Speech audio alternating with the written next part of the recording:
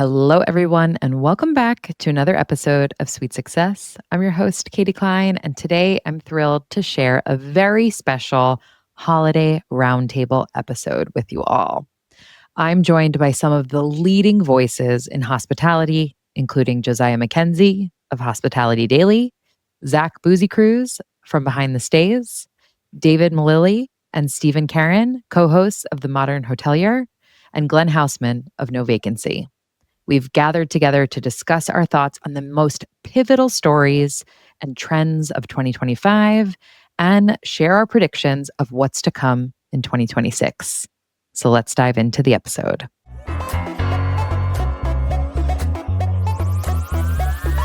You've just checked in to Sweet Success. Join me, Katie Cline, for exclusive conversations with hotel executives, hospitality leaders, and industry innovators. Together, we'll uncover the strategies and techniques these masters of hospitality relentlessly refine. Whether you're already in the industry or just starting out, tune in every week to unlock the secret to your sweet success. Well, hello, everyone. It is so lovely to see you all. I'm Katie Cline, host of Skift's Sweet Success podcast, and I am genuinely honored to be ringing in the holiday season with some of the most insightful voices in hospitality today. First up, we have Zach Busekrus, host of Behind the Stays. Zach, always great to see you. Thanks for having me, Katie. It's an honor to be here. Next up, we have David Millili and Steve Carran, co-hosts of the Modern Hotelier. David, Steve, how are you both doing? Doing great. Thanks for having us. Thanks for having us. Doing great. We also have Glenn Haussman, host of No Vacancy. Glenn, how have you been? Hey, doing great. So awesome to be here with all of you today. This should be a lot of fun and maybe pretty dangerous. I hope so. Rounding out our proverbial roundtable, we have Josiah Mackenzie, host of Hospitality Daily. Hi, Josiah. Hey, Katie. Great to be here. Great to see you all. So we have gathered together not only to toast the holiday season, but also to reflect on the year that's ending and to look ahead at what's to come in 2026. So let's start with talking about 2025. It was a big year of unexpected partnerships and bold brand reinventions, a renewed focus on guest loyalty, major moves in luxury, and so much more. We're each going to share our thoughts on what we saw as the most pivotal, impactful story, trend, or development in the hospitality space for the entire year. So I'm going to go ahead and kick us off. For me, I think I would have to say the most pivotal story of 2025 was the long-awaited completion of the 8-year, $2 billion restoration of the Waldorf Astoria New York. Personally, I see it as more than a renovation, almost a rebirth of one of the most iconic hotels, not only in New York, but in all of America. The level of investment, the meticulous preservation of Art Deco details, and the addition of hundreds of branded residences felt like a signal of where luxury is and really where the industry is moving to. What did you all think? I think you're spot on. I think luxury is going ultra luxury, and that's going to be a theme that's going to permeate, I think, through a lot of this conversation going forward.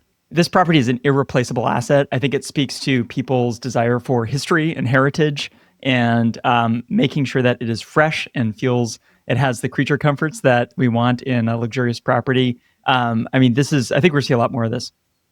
Yeah, and I'll just say, having worked and lived in New York for 20 years, it was the only property that if I had no reason to, if I walked by it, I went into the lobby and just wanted to see it and kind of feel it. It just had that feel. There was even rumors that the bellman and the valet or whoever staff was there were making like $200,000 a year in tips and salary. So it not only was it luxury, it was one of those places you'd like to work if you were in New York.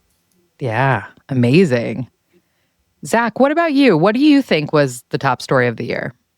That's like asking me to pick my favorite child.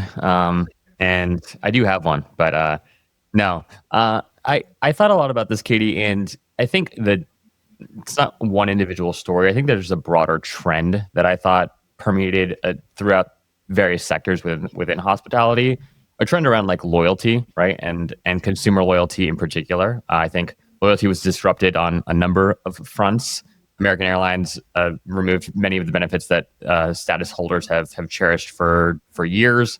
Hyatt did something similar. Hilton just announced an overhaul to their own program, in theory making it easier to earn status, but then also introducing an ultra luxe tier as well with their Diamond Reserve. And then in addition to that, we saw programs like premium programs, paid membership programs. What Ryanair did, they launched this paid membership program and then sunsetted it, I think 7 or 8 months after they announced it.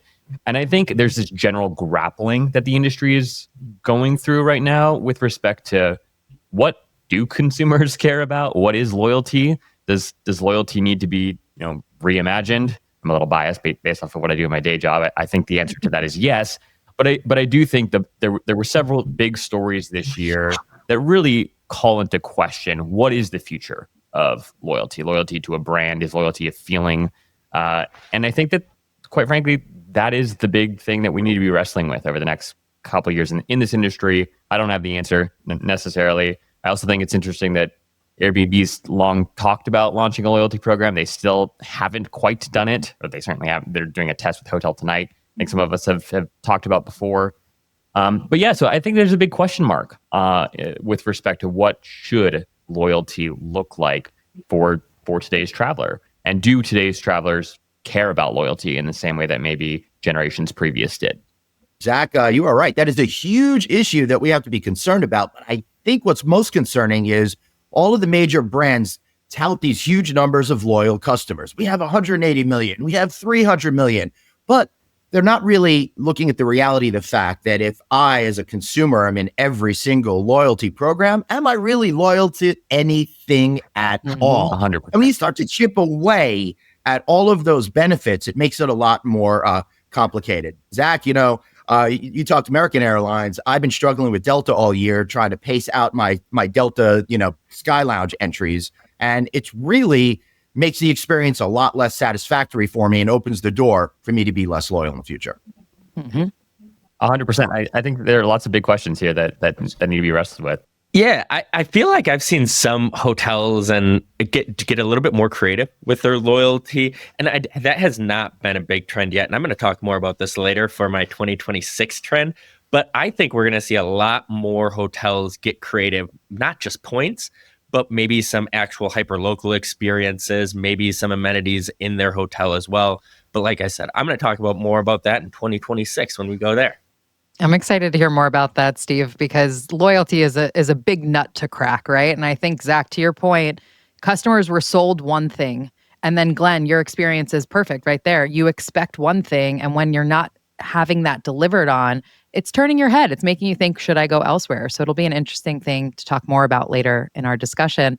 I want to jump over to David and hear what his top story or trend or development from the year was. So this is a little out of left field, but my trend is this was, I believe, the year of trade show fatigue, meaning there are so many events that have now been entered in our space that the trend I'm seeing is that nobody stays for the whole event.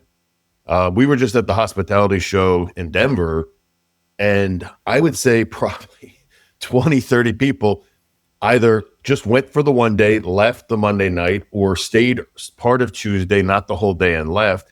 And everybody was just kind of like, I'm just going to get the blank out of here. I've been to high tech. I've been to this show. I've been to that show. So for me, I think we're kind of oversaturated with these events and trade shows and hospitality. And I think not only the hoteliers, but especially the vendors, they just have fatigue on all these shows that happen throughout the year. So, David, I love that. I wonder if you could unpack it a bit because, I lead marketing at Actable. We do a lot of events. I have seen this year appetite for the hoteliers that we engage higher than ever for events in general. But I wonder is it trade shows specifically? Is it the format of the existing trade shows? Like, do you see an appetite for or an interest in events outside of trade shows? How do you think about the broader space? Yeah, so for me, I think it's just the fact that there are so many. Some of them are very redundant with who's there and who the audience is. Sometimes it's there's events, and I probably shouldn't say this, but I will. But I won't even say the event. There's some events that last 3 days, and you're like, do we really need 3 days of this? There's other events recently, the hospitality show that started on a Sunday. And so we all work enough we already have so much stuff to do. Take away from your family on a Sunday to show up to be at the opening reception. I mean, it's just kind of inconsiderate, but they probably couldn't get the floor or the space that they needed.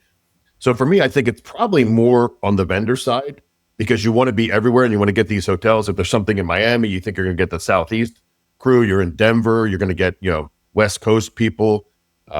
So I think it's just, there's so many of them. And sometimes you go and you're just like, this is the same panel, the same topics.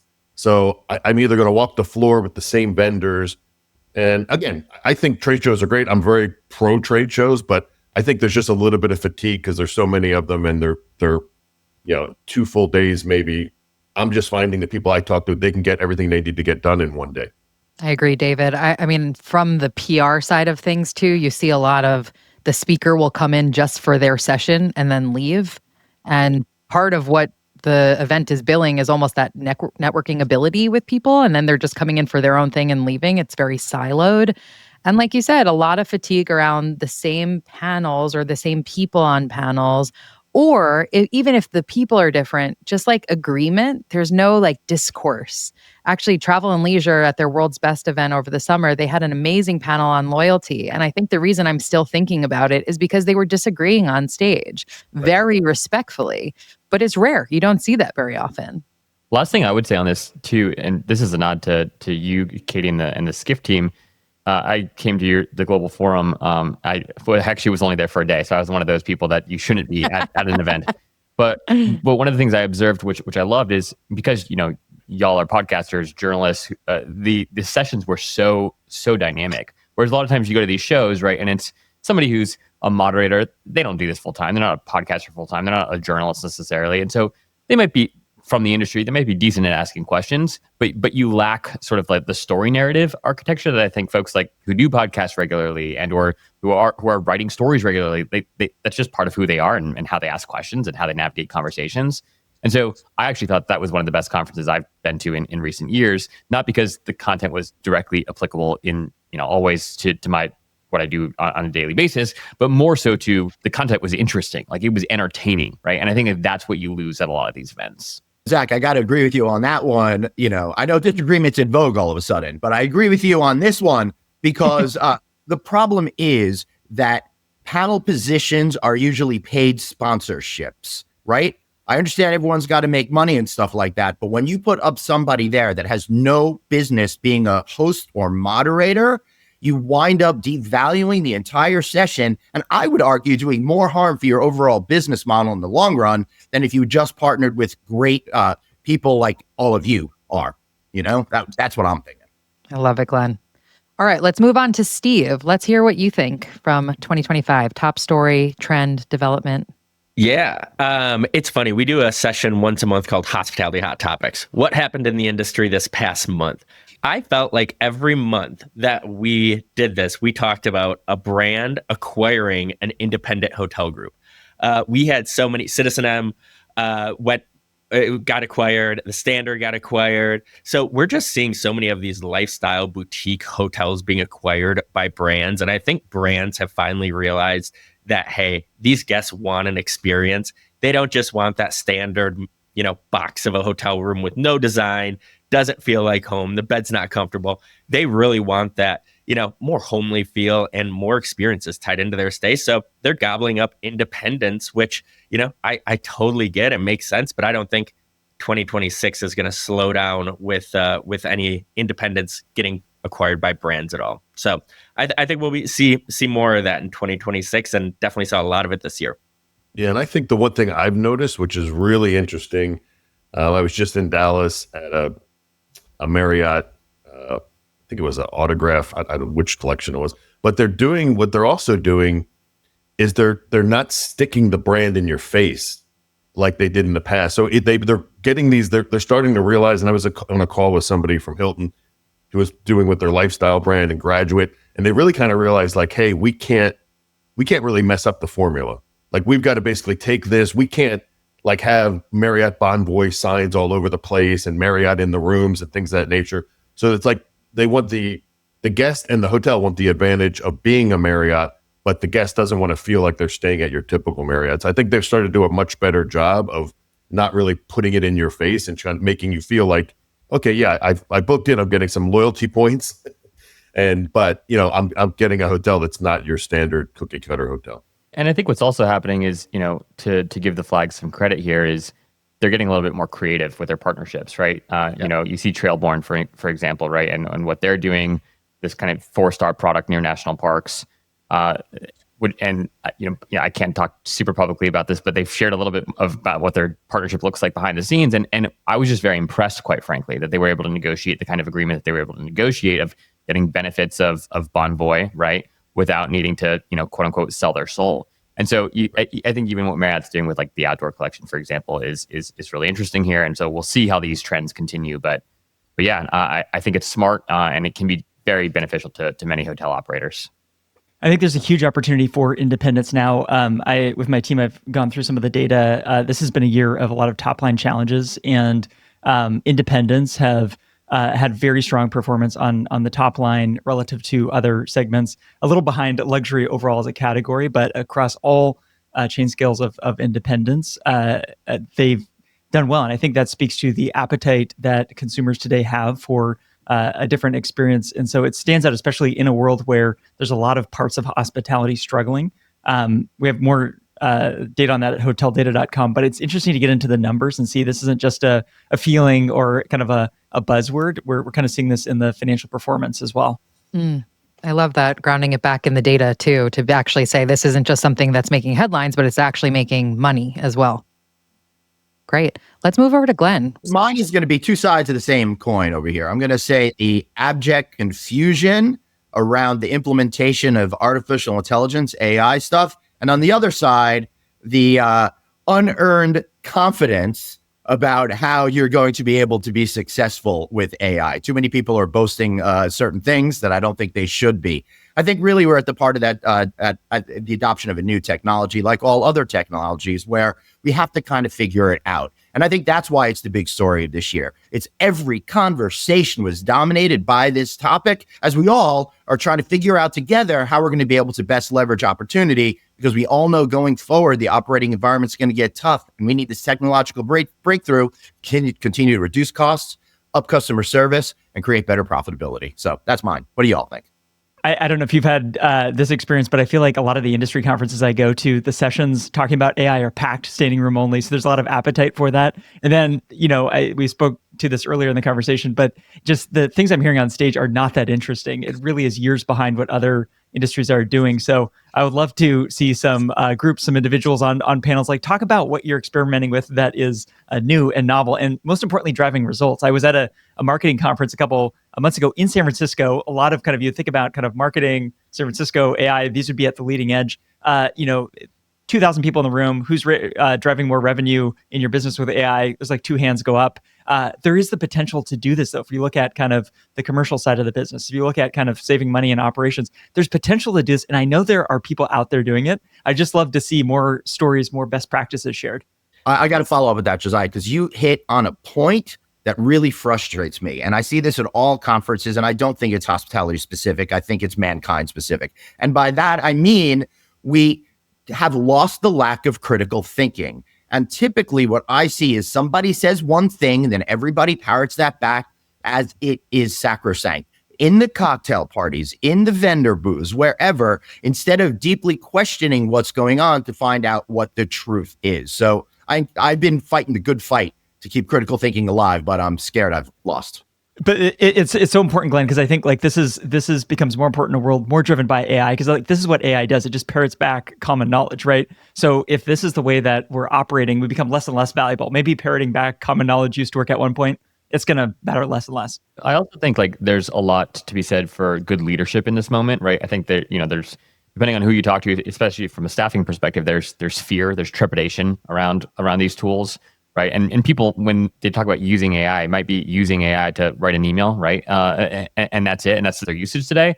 So I think there's a huge opportunity for leaders to step up to the plate, to work alongside teams, to not just command a general statement like we need to be using AI to get more efficient, right? But actually working alongside staff to say, hey, we want to make your lives better. We want to make your day better. Let's go through your day and let's talk day by day, hour by hour. What are the things that you're doing and how can I help you do more of the things that you love right? And reduce some of the things that maybe you could care less about. And so I think like this is a moment for leadership to really stand strong and whatnot. And the best leaders will get their teams excited about this usage, about using AI, and show them how to do it in a way that's meaningful for them, right? First and foremost, but also the business.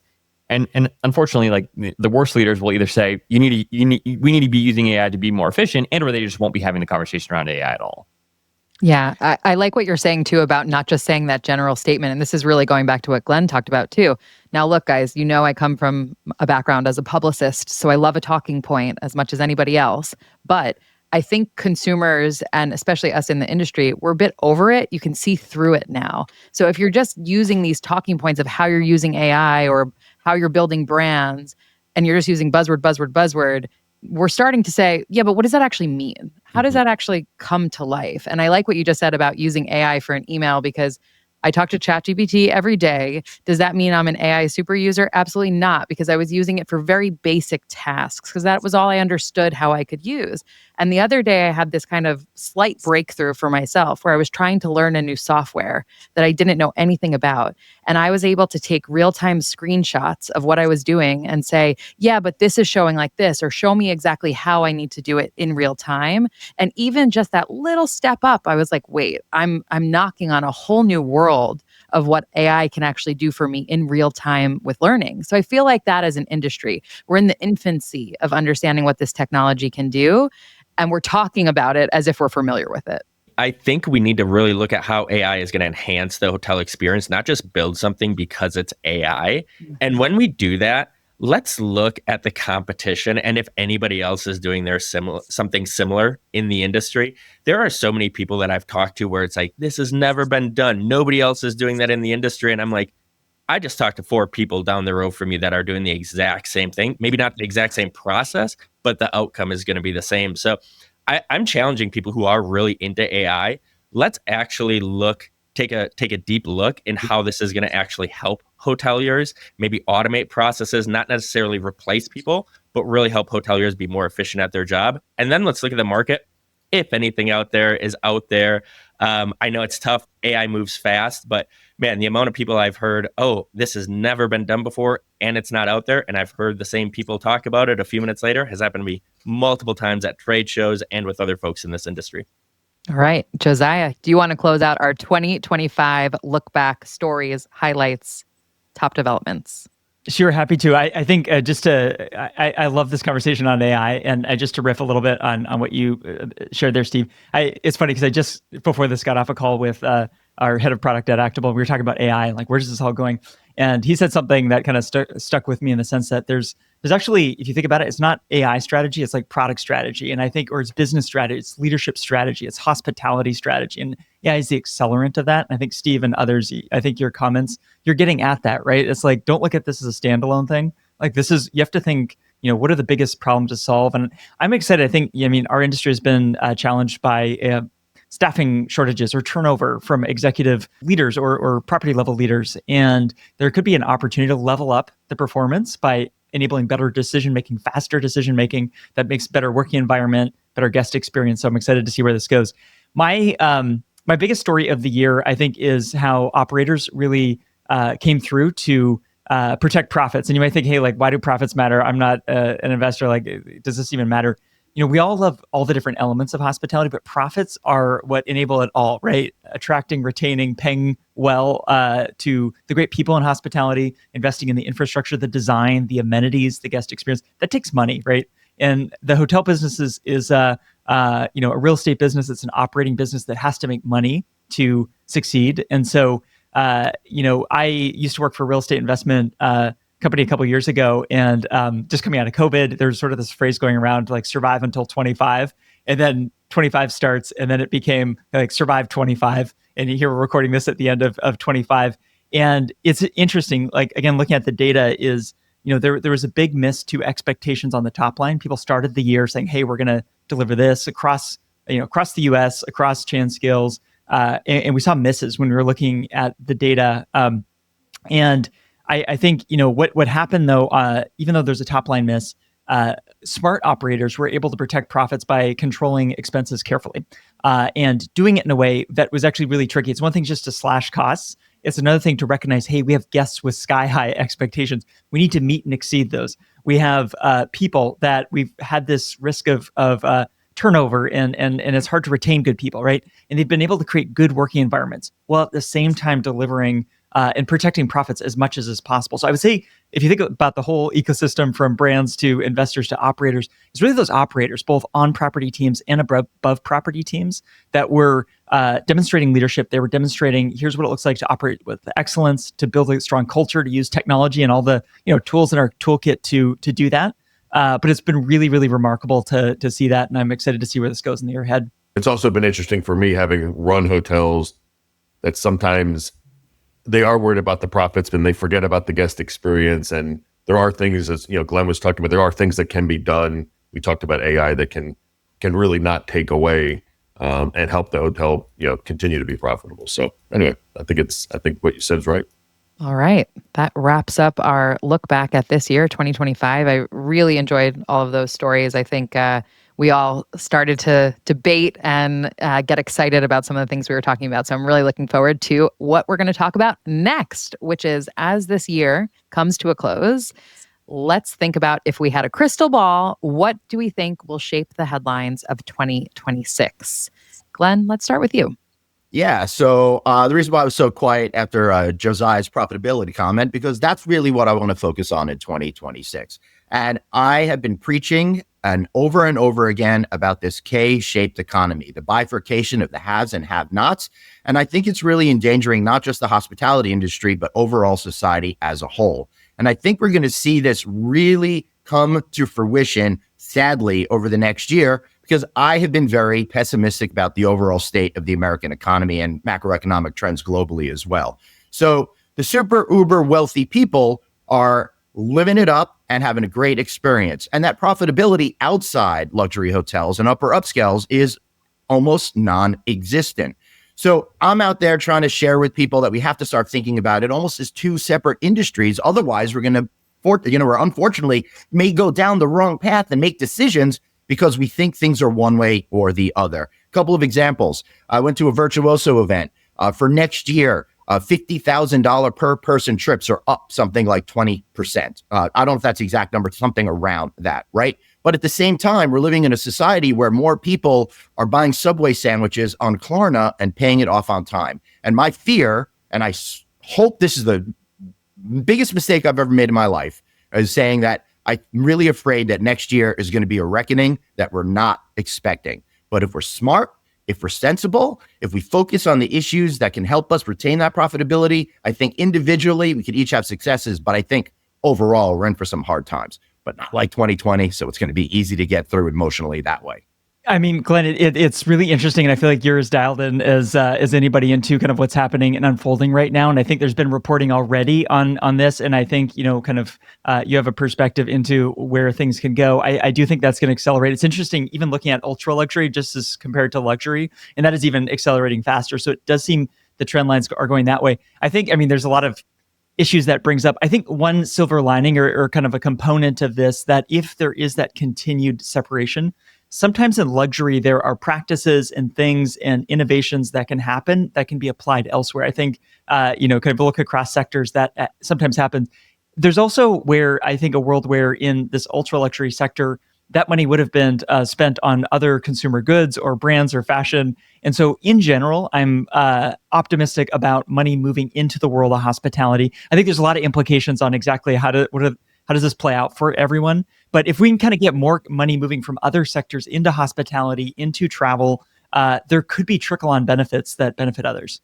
Josiah, I think you're absolutely right. And one of the things that I've been preaching over the last 15 years or so is the shifting from a materialistic economy to an experiential economy. And now that's coming out of everybody's mouths all the time. So people, in my opinion, will travel. I'm here in Las Vegas as we're recording this. And people are coming to see bands at Sphere. People are going to be flying in to go to the Raiders game this Sunday. Last Sunday as we're running this, but you know what I'm saying out there. So I think there's great opportunity. Plus, now that I've been in this business 30 years, I've seen a number of cycles. And the one thing that always amazes me is just when we think we've reached our peak, we can't solve any problems, new technological breakthroughs come through that reset the deck and give us so much opportunity going forward. So while I'm very pessimistic, things like AI, that shift in societal culture to wanting to have experiences over things, I think is in the long run going to be the saving grace if hoteliers out there can play that strategy properly. Yeah, and I think I don't want to get political, but I think if you look at a hotel and you were to cut all these services, your guest wouldn't be happy. And I think when you look at the political landscape, what's happening in the country is there's cut, cut, cut, cut, cut. You talked about, having to do a payment plan for a Subway sandwich. I mean, that's where we're at. So I think that's where there's a fine line, what's going on in hospitality and what's going on in this country as far as cuts, where people are trying to save money, and how is that really affecting the citizens or the guest in kind of a parallel, kind of strange world. So. Yeah, I'm sitting in a city right now that I think is having trouble because of death by 1,000 fees. So cut. And then you think you're doing great. And then all of a sudden you hit that tipping point and then everything suddenly changes and you're caught off guard. Yeah, I also wonder too, right, where the opportunity exists. And I saw Chase put out their travel trends report last week or the week before. And one of the things I discovered in this report is that I guess 2026 is the 100th year anniversary of Route 66. And so huge opportunity for, road trips. And what we know with travelers and just looking back through loads of historical data, people hold on to their trips, right? They hold on to their travel. It might shift. They might skip Europe. They might skip, Disneyland, right? Maybe they'll do a road trip in 2026. And so I think that is a huge opportunity for operators, with 2-star, 3-star, product along Route 66, right? To get really thoughtful now on, hey, what is our game plan for the year, right? How are we thinking through a marketing strategy for this year? What guests might we be able to attract this year that we wouldn't, be able to attract otherwise, given all the macroeconomic effects that you just highlighted, Glenn? Yeah, Zach, I think you're 100% right. One of the trends that kind of started this year was more local vacations. People going on vacations within 50 miles of their house. So taking those longer weekends, I know we have the ultra luxury that are going to other countries on private jets, doing all that, but people are going to travel and stay in hotels regardless. So I think those independent hotels, Josiah, like you said, great opportunity for maybe those smaller markets where people want to go to a smaller, city. I'm like Estes Park, that's close to me, great, beautiful mountain town where they're not going to be spending money going to the spa or on all these, things. They're going to be spending time in nature to save money, things like that. So I think everybody's going to be traveling, but Josiah, I agree with you and Zach as well. A lot of opportunity here for maybe smaller markets and independents as well. Yeah, an opportunity for alternative accommodations too, outside of hotels, whether it be short-term rentals, glamping sites, etc. And I'm loving what you guys are saying about road trips because I have 2 young children, and so road trips are kind of my jam right now. So I have been in the car more than I have ever been, and still wanting to get that travel fix, just not necessarily wanting to change time zones right now with the little ones. But anyway, we're going to move on to our next trend or prediction for 2026. Josiah, let's go over to you. I'm going to go out on a limb on this one because I love data, but what do they say? If you're talking about data, then you're reporting on it versus predicting. So I'm going to go out with something that has no data to support it. It's a feeling, but it's coming from some conversations and my observations over the course of this year. I think there's going to be significant dislocation with regards to the workforce powered by AI. Some of it will be direct and some will be indirect.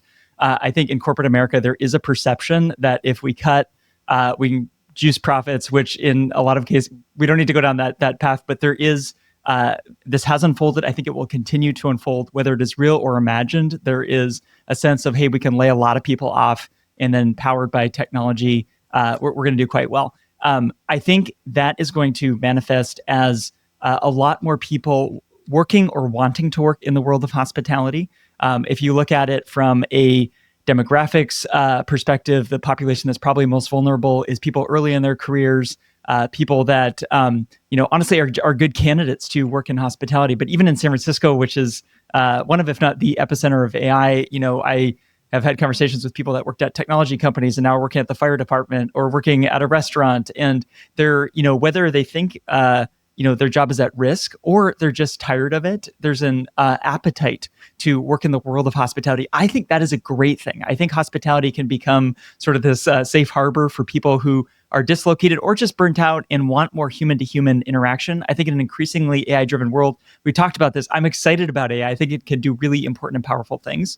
But there's also a downside to consider, and second and third order implications of what a more AI-powered world could look like. I think hospitality will be a beneficiary and more demand from a guest perspective, but from an employee perspective as well. And so I think we're going to start to see some of this in 26. I think it's going to accelerate in the years ahead. I think that is a huge opportunity for hospitality, not only to, staff to a level that enables hotels and other hospitality businesses to provide good service, but to think more expansively about what can a hospitality business offer. Maybe there's other services that hotels haven't traditionally thought about. Maybe they become hubs of opportunity in their neighborhoods, or they become opportunities for, connecting people. And so I think the rise of AI is a strong tailwind behind hospitality, both from an efficiency and profitability perspective, but just from a employee and guest demand perspective as well. Never thought about it this way, but we interviewed and have done some work with an AI phone attendant that picks up, answers the phone for the front desk in different areas. As we were talking, the way they position it was that front desk agent who doesn't have that AI call agent to pick up the phone is now trying to check people in. The phone's ringing, putting them on hold. The stress level's going up. Now there's 2 more people in line. That person's on hold. Somebody else calls the front desk. And now that person, their whole perception of what it's like to work in hospitality is like, this sucks. I don't want to be here. I don't want to be at the front desk. I don't want this person getting upset. I see the people poking their head in line. And so that technology is something that actually might help that person stay in hospitality, enjoy their job, and then kind of move on and up in their career in the hotel versus people being afraid that technology took away the job of someone. So it's also going to allow that front desk associate to have a conversation with the people checking in and hear why they're in town or if it's their first time, and then maybe be able to do a surprise and delight that's really tailored to them because they had the 2 minutes to talk rather than balancing the phones like you were just talking about. yeah, exactly. All right, Steve, let's move over to you. So I said we're going to talk more about loyalty in 26. So Zach, I'm curious to hear your thoughts about this. You're the loyalty guy here. And Josiah, I'm going to kind of go off what you just said as hotels being hubs in the community. I think instead of seeing so many points given out, I think we're going to see a lot more experiences and possibly tangible goods as well. Hypothetically, if you're staying at a hotel and your guest is a big gym rat, you see him in the gym. There are guests that stayed with you multiple times. Oh, we have an open 60-minute massage today. Hey, go get a massage after your workout today. You know that your guest is a big foodie. Hey, why we have a seat open for the chef's tasting tonight. Why don't you come do that instead?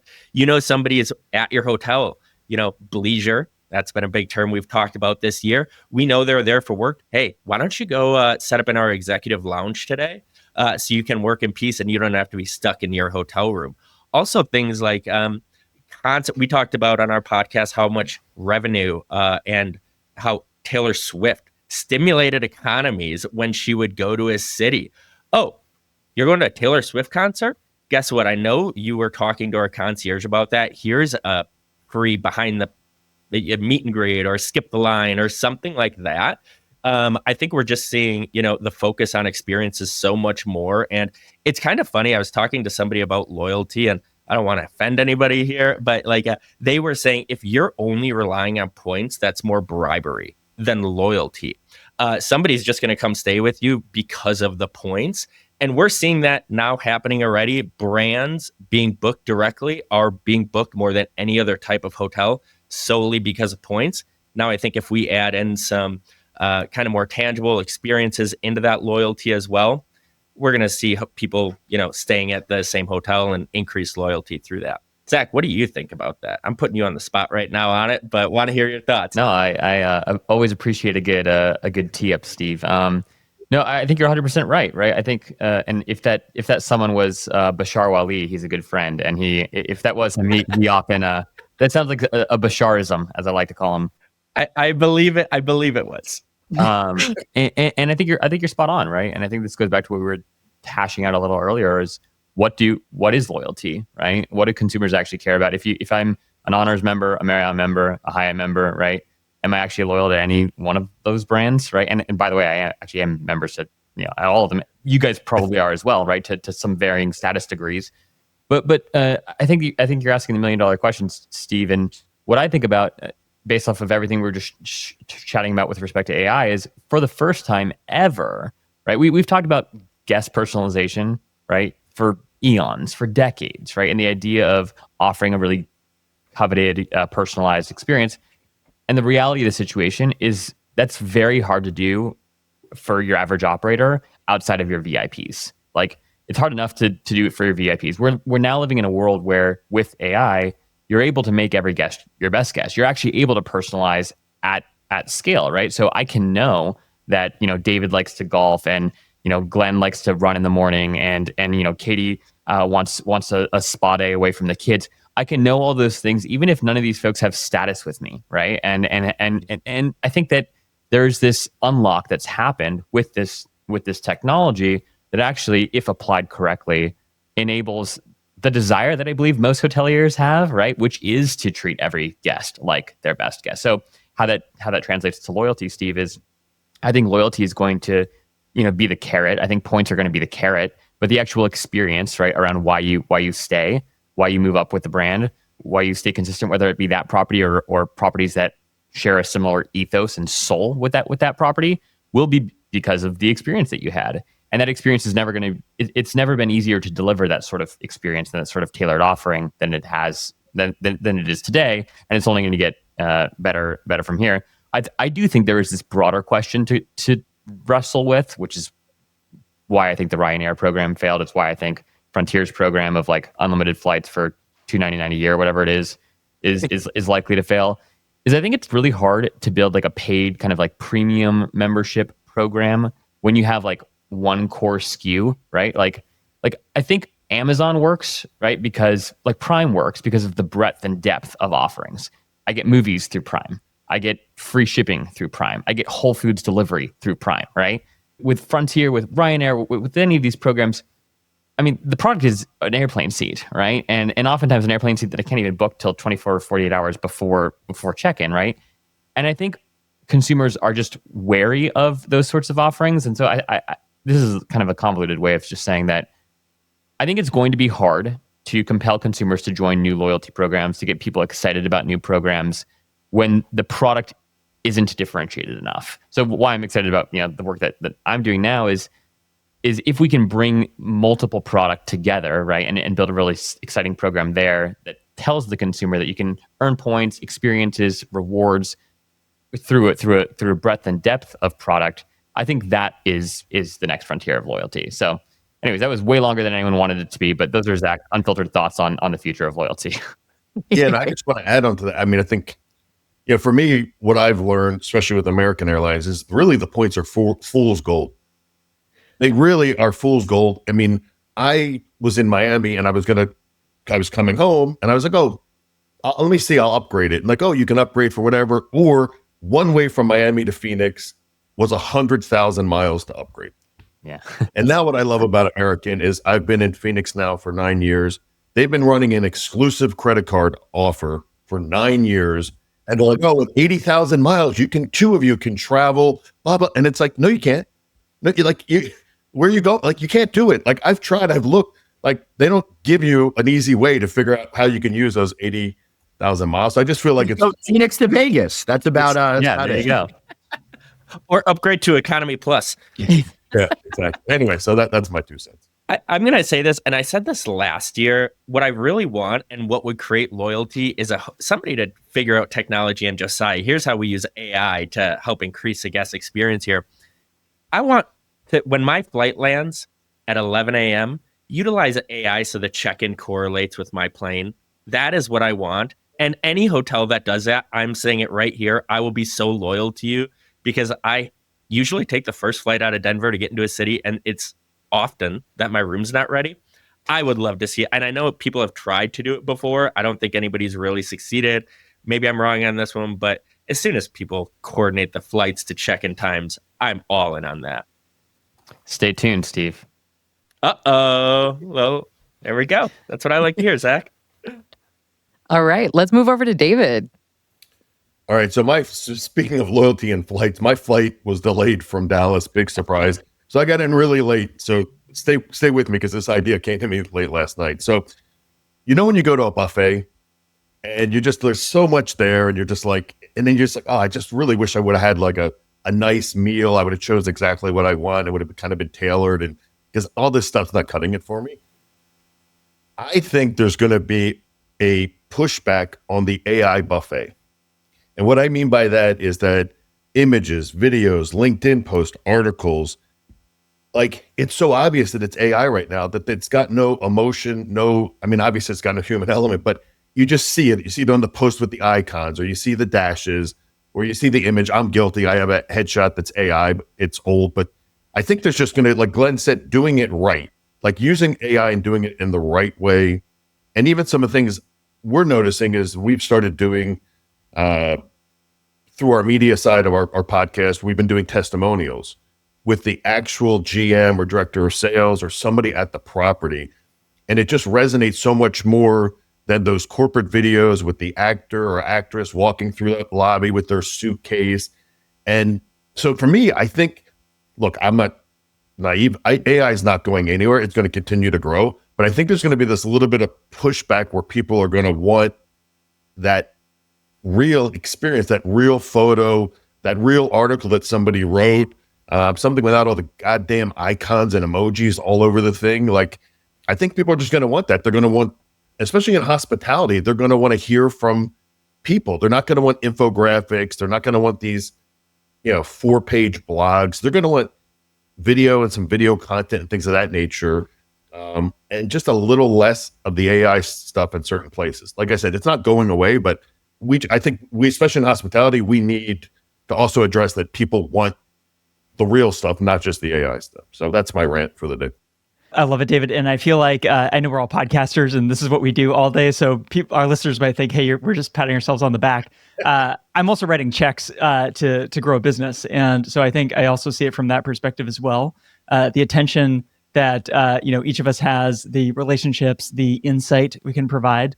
I think that's why each of us shows up every day and does the work that we're doing, right? Because we fundamentally believe this is how people learn. This is what connects with people. We're not creating quote unquote content, right? We're helping people learn through conversation, with trusted expert perspectives of people who have done it and that we can believe in. And that's why I'm very bullish, not only as a podcaster, but as a media buyer, as somebody growing a business. I know this works. And I think this becomes increasingly important. And I think for all our listeners, maybe that aren't podcasters, I think listening to, the incredible shows that each of us are producing, this is a way to level up your career, level up your business, right? I mean, there's just going to be more and more. I think you're right, David. This stuff's going to accelerate. So make sure that you're tuning in, listening to voices that you can trust, who have a track record of actually delivering results. I think people just want more authenticity.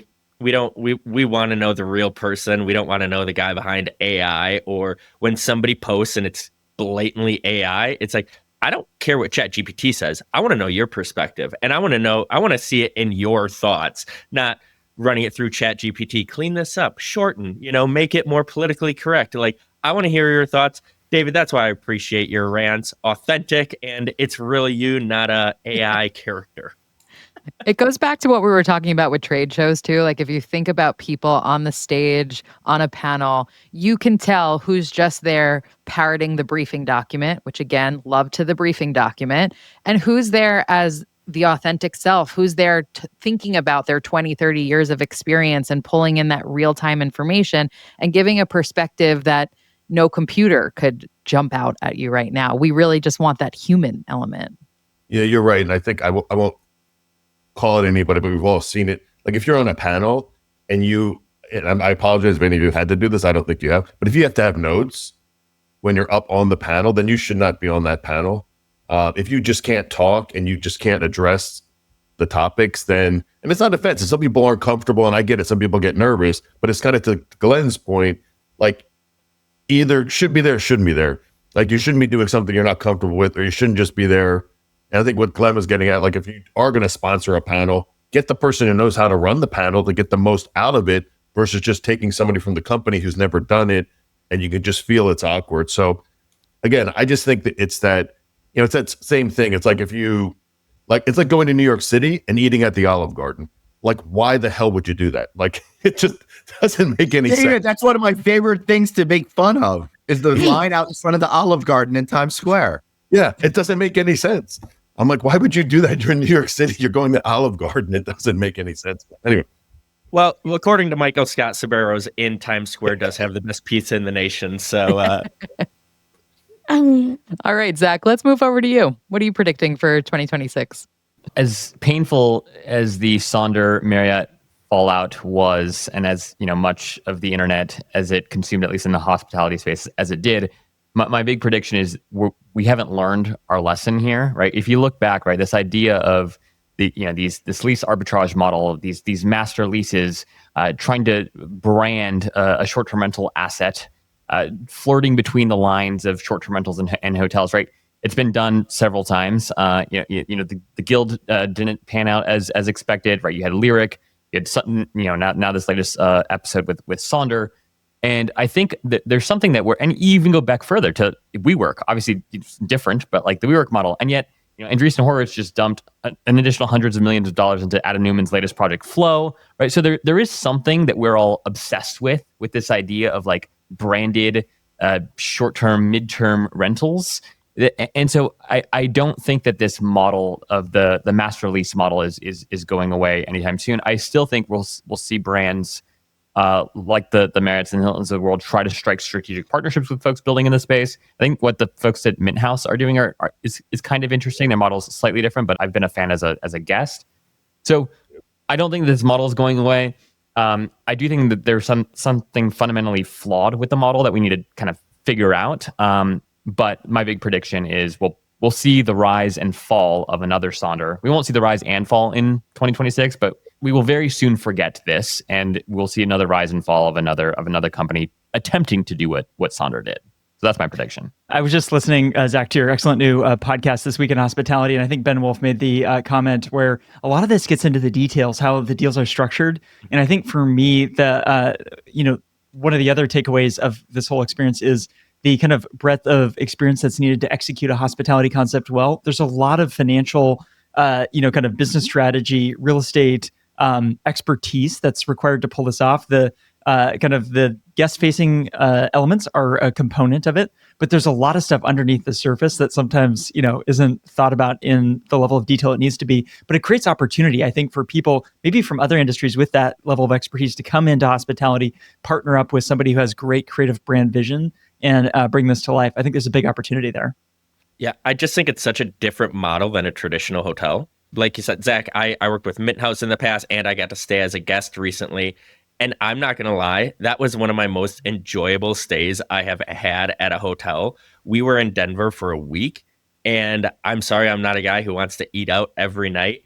They had our fridges, and they had snacks set out for us. Like, we were stocked and ready to go for a few days. I loved that model. The space there, the rooms were great. So I'm curious. I think we need somebody to figure it out. I think Mint House is on that track. But like you said, working with a brand on that, two completely different business models. I was just going to add real quick, and if you kind of read a lot of the reasons why it didn't work is because they didn't have the foresight to plan out the integrations that were needed to make sure that they were able to tap into the benefits of being part of the brand. And to me, that as a former operator, but a tech guy for 25 years, it just blows my mind. Like, how did you not have that figured out before you did it? Like, you're trying to it's like, the whole working on the plane or the car while it's driving. It's like, how could you have not figured that out and had a great plan? So that was my 2 cents.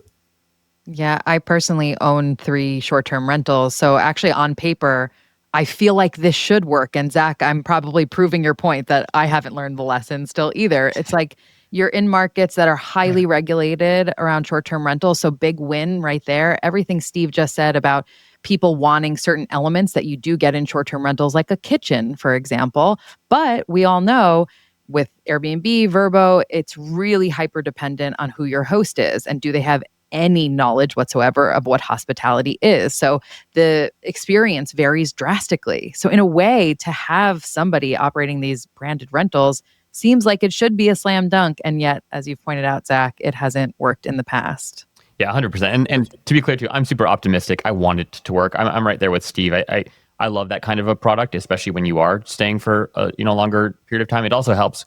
I've got 2 young kids myself, Katie, and it helps to make staying in a quote unquote hotel more doable with a family. And there aren't always great short term rentals like in New York City, right? To choose from. So that this sort of model I think is really attractive. The Mint House, by the way, on 70 Pine, for those of you who are in New York and haven't been, should check that out, because I think that is the model. They've got an incredible Michelin star restaurant on in the lobby floor. Obviously, there's no direct relationship there, but as a guest, it feels like it's just the restaurant in the lobby. They've got an incredible rooftop bar.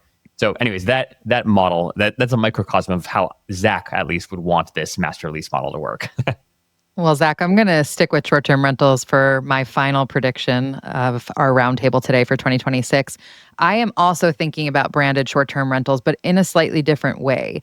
So if you are familiar with the fine art photographer Gray Mallon, he's known for these gorgeous aerial beach photography. He also is, in my opinion, the king of brand extensions. He partners with brands like Arlo Bar Brown, Janie and Jack, Ruggable. He even has an Uno collection, like the actual game Uno.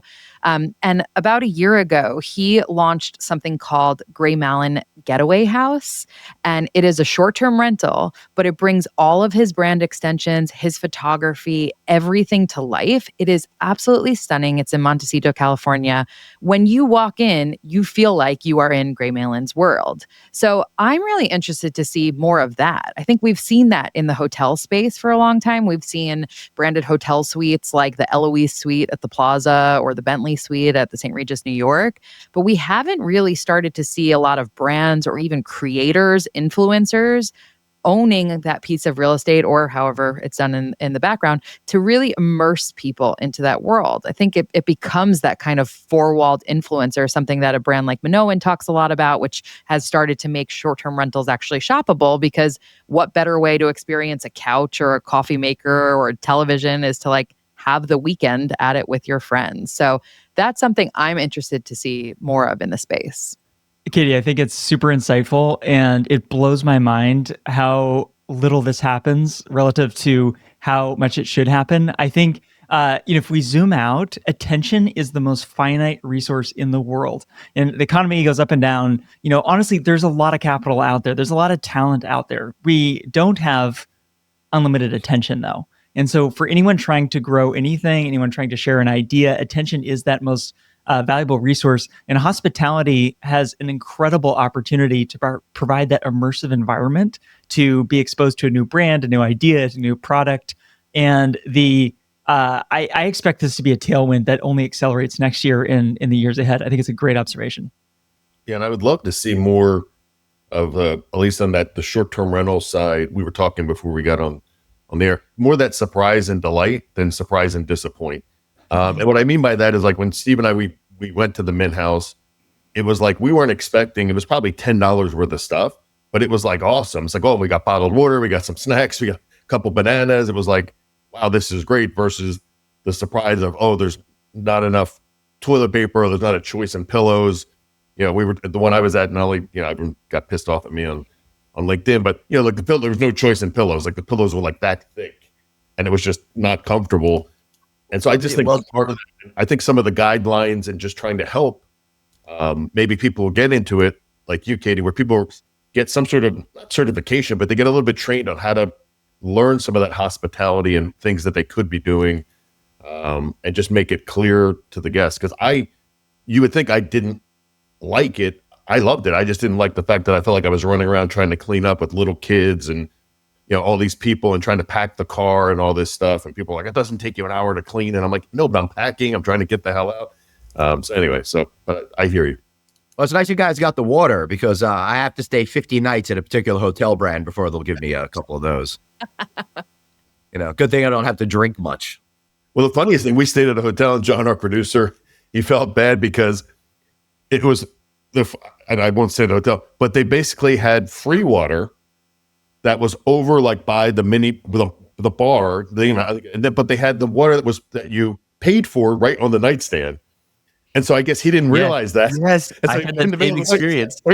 And he drank like a $7 bottle of water when there was 2 free bottles. He would have had just get up. But it's just little things like that where you're like, and this is a hotel. So again, I'm not I'll call it out when it's a hotel, but it's like, put the free water next to the bed and if they want the upgraded Avion or whatever the hell it was, put it over somewhere where they know they're paying for it. So. All right, guys. Well, this was an absolute blast. Thank you all for taking the time, and wishing everyone listening and watching a very happy, healthy, and dare I say it, hospitable holiday season. Happy holidays, everybody. Thanks Wonderful. for doing this with us. Valdez, thank you, Katie, for doing Bye. All right, everyone. It's time for today's sweet summary, where I break down the key insights and actionable takeaways from today's conversation. Today's holiday hospitality roundtable was a reminder of why I love this industry so much. Because even as the industry and really the world evolves, the shared commitment to elevating the guest experience never wavers. One theme echoed across every voice at the table: loyalty is overdue for reinvention. For years, loyalty has been reduced to transactional perks. A free bottle of water here, late checkout there. But as hospitality continues shifting towards experiences, loyalty has to evolve with it. The future isn't points and perks, it's meaning, memory, and connection.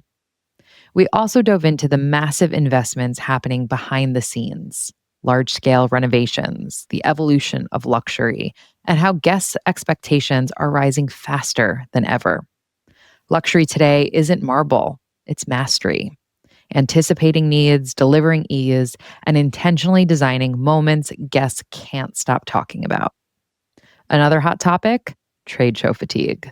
People are tired of the same panels, the same conversations, and the same head nod agreements. As an industry, and possibly as a human race, we're craving originality, friction, and new perspectives, the kind that can actually move us forward. And of course, we had to talk about AI. Every one of us agreed it will shape the future of hospitality, but also that no one has truly figured it out yet, despite what the loudest ChatGPT-generated LinkedIn post may claim.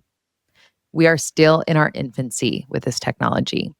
AI will streamline operations, empower smarter decisions, and unlock new efficiencies, of course. But since it will never replace the warmth, intuition, and empathy that define hospitality, we discussed how our industry is uniquely suited to become a haven for those employees displaced by AI. We also examined the economic realities operators are facing and will continue to face. Profitability isn't optional. It's the lifeline that will determine who weathers the uncertain economic climate ahead. Efficiency, stewardship, and discipline will matter more than ever in 2026. Finally, we had a fascinating discussion around branded short-term rentals, from the rise and fall of companies like Sonder to the enthusiasm around Minhouse, as well as the predicted trend of creators and influencers designing immersive rental spaces of their own. In a world where attention is the most finite resource, having someone choose to spend their time and money in your space, sleeping in your bed, using your products, living inside the environment you designed, is invaluable. A stay offers a level of immersion no ad campaign, headline, or Instagram post could ever replicate. It's one of the greatest opportunities we have to showcase a brand and earn true loyalty. This roundtable made one thing clear.